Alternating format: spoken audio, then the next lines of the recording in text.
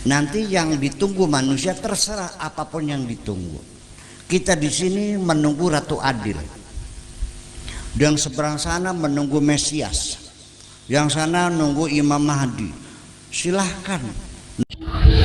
Ya, Shalom Aleichem Beshem Yehoshua Masyah. Salam sejahtera bagi kita semua Bapak Ibu. Bertemu kembali di channel kita ini, yaitu Misteri Kristus. Dan pada video kali ini saya membagikan kepada kita semua penjelasan dari seorang Kiai Buya Syakur terkait kedatangan Mesias atau kedatangan Yesus Kristus yang kedua kali, yang mereka anggap itu adalah Isa Al-Masih yang ada di dalam kitab mereka. Dan ini merupakan jawaban dari salah satu pertanyaan dari seorang jemaatnya, dan dia menjelaskan yang menurut saya ini sungguh luar biasa, dan nanti akan saya jelaskan menurut Alkitab seperti apakah kedatangan Yesus Kristus yang kedua kali. Sebelumnya mari kita simak videonya yang berikut ini. Assalamualaikum warahmatullahi wabarakatuh. Nama saya Padli dari Lewi Kujang. Pertanyaan saya, Buya, saya suka mengikuti kajian Buya di channel YouTube-nya Buya. Kalau tidak salah, beberapa hari yang lalu Buya sempat mengatakan jika Dajjal yang disimbolkan yang digambarkan dengan bermata satu atau yang kakinya melangkah, sekali melangkah bisa ribuan kilometer, itu hanya sebagai simbol-simbol saja. Nah, yang saya tanyakan, bagaimana dengan lawannya Buya, yaitu Imam Mahdi dan Nabi Isa? Oke. Saya tidak bisa memastikan apakah Ya'juj wa Ma'juj, apakah Dajjal, apakah Al-Masih, apakah itu semuanya kita tidak bisa memastikan. Orang yang mengatakan Imam Mahdi sudah turun, ya mangga. Tetapi saya melihat dari keuntungannya, ketika kita masih ada harapan, ada sesuatu yang ditunggu. Ini sangat penting, membuat kita tidak mudah frustrasi karena harapan ada. Kalau kita masih ada, baru saya bicarakan tadi itu, karena nggak ada harapan, masa depan kita sudah gelap gulita, itu frustrasi. Selagi masih ada harapan, kita masih sanggup bernafas.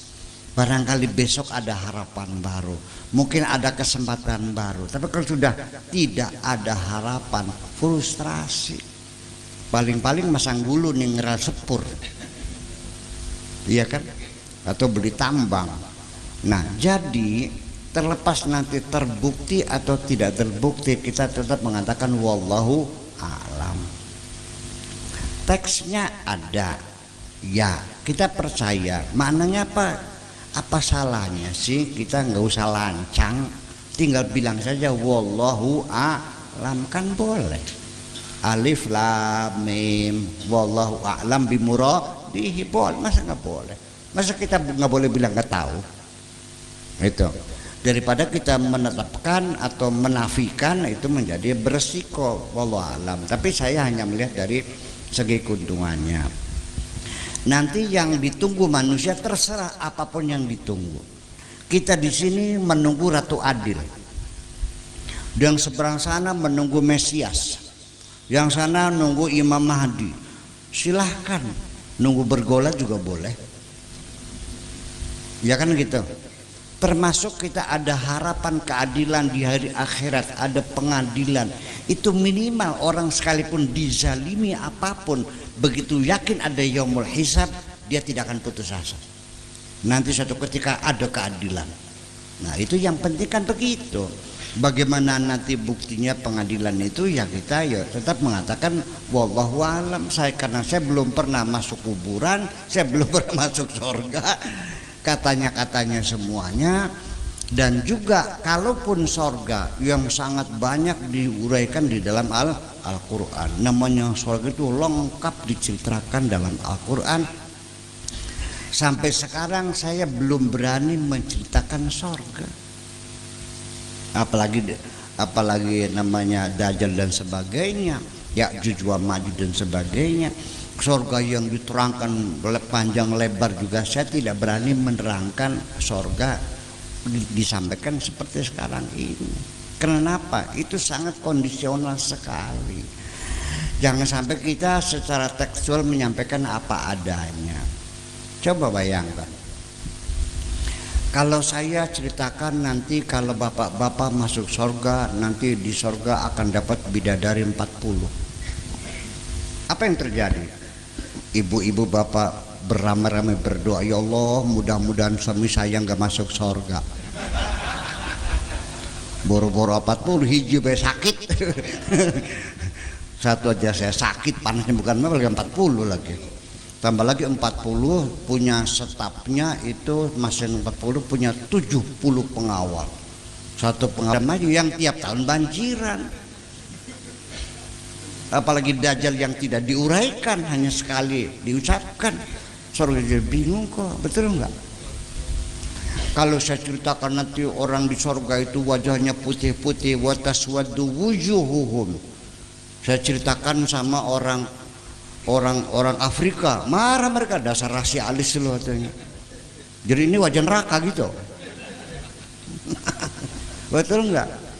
Nanti ada surga hurum maksuratun fil khiyam wa bi ayyi ala'i rabbikuma tukadziban. Nanti kamu dapat bidadari di dalam kemah-kemah. Apa enaknya kemah? Di lantai pakai kemah. Kalau surga yang saya bayangkan adalah di hotel bintang 5 dong. Ya, di penthouse yang paling atas loh, yang semalam 200 juta harganya kan gitu. Masih di kemah, apa enaknya? Jadi kita punya imajinasi sudah berbeda. Itulah makanya kita menerangkan Al-Quran itu harus, ya itulah harus sesuai dengan kondisi kita, jangan apa adanya, nanti jadi nggak menarik. Yang penting silakan kau ceritakan bagaimanapun, bagaimana kira-kira orang bercita-cita pengen masuk surga. Kalau yang suka ngadu jago, katakan di surga jagonya 2 meter tingginya, ya kan begitu. Kemudian kalau di sini yang senang artis-artis, Dewi Persik mah banyak di surga. Ya kan begitu.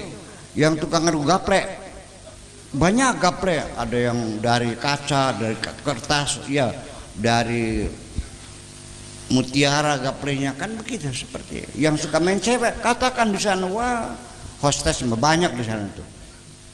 Nah, saya kira sesuai dengan yang tukang bubadok bilang kan, makan sekenyang-kenyangnya.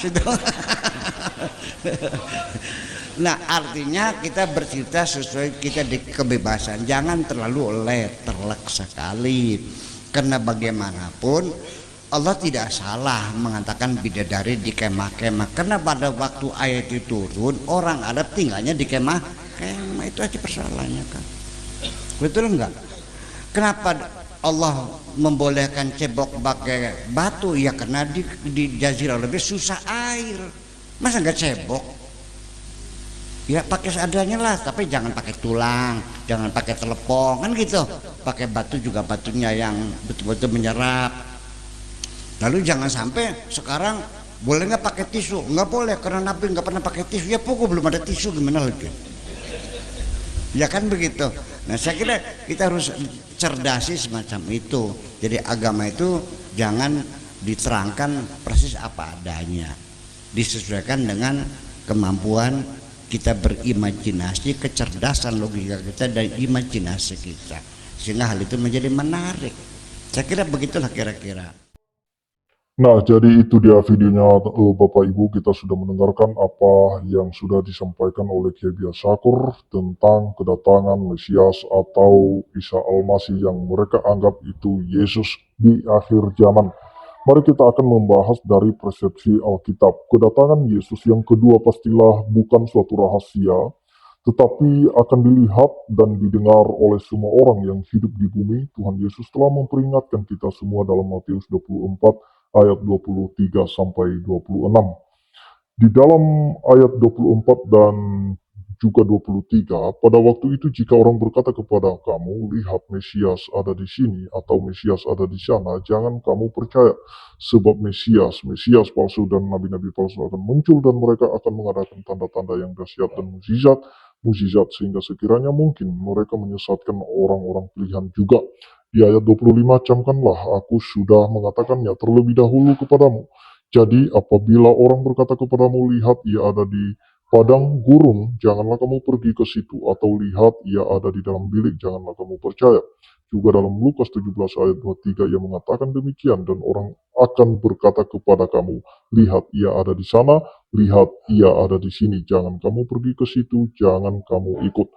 Bagaimana cara kedatangan Yesus yang kedua kali pada akhir zaman adalah topik yang sangat penting yang perlu ketahui tentang penjelasan dan kepastian oleh semua orang. Karena Yesus sendiri telah memperingatkan umat-umatnya akan muncul Mesias-Mesias palsu dan nabi-nabi palsu untuk menyesatkan umat-umatnya pada akhir zaman. Alkitab telah mencatat dengan sangat jelas dan pasti bagaimana cara Yesus Kristus datang kedua kali nanti, tetapi tentang hari dan saat itu tidak seorang pun yang tahu. Malaikat-malaikat di surga tidak, dan anak pun tidak, hanya Bapa saja. Jadi fokusnya bukan kapan dia akan datang, tetapi bagaimana dia akan datang lagi. Dan yang pasti kedatangannya yang kedua bukanlah suatu rahasia. Ada beberapa hal yang perlu saya sampaikan kepada Bapak Ibu semua terkait kedatangan Yesus Kristus. Yang pertama, kakinya tidak akan pernah menyentuh tanah. Orang-orang yang percaya akan diangkat bersama-sama di dalam awan untuk bertemu Tuhan di angkasa. Ini bisa kita lihat dalam 1 Tesalonika 4 ayat 17. Dan juga yang kedua, kedatangannya akan terdengar di dalam Matius 24 ayat 27 sampai 31. Dan juga yang seterusnya, ketiga, kedatangannya akan terlihat. Matius 24 ayat 27 sampai 30. Dan keempat, kedatangannya akan menghancurkan bumi dalam Yesaya 24 ayat 19 sampai 21. Dan yang kelima adalah kedatangannya akan berarti penghakiman terakhir. Di dalam Matius 16 ayat 27 di sana dikatakan, sebab anak manusia akan datang dalam kemuliaan Bapaknya diiringi malaikat-malaikatnya. Pada waktu itu ia akan membalas setiap orang menurut perbuatannya. Dalam Wahyu 22 ayat 12 di situ dikatakan, sesungguhnya aku datang segera dan aku membawa upahku untuk membalaskan kepada setiap orang menurut perbuatannya. Yang artinya kedatangan Kristus yang kedua kali, dia datang sebagai Raja dan sebagai Hakim atas seluruh umat manusia, baik yang percaya maupun yang tidak percaya. Demikian yang saya sampaikan, kiranya Tuhan Yesus memberkati kita semua. Shalom.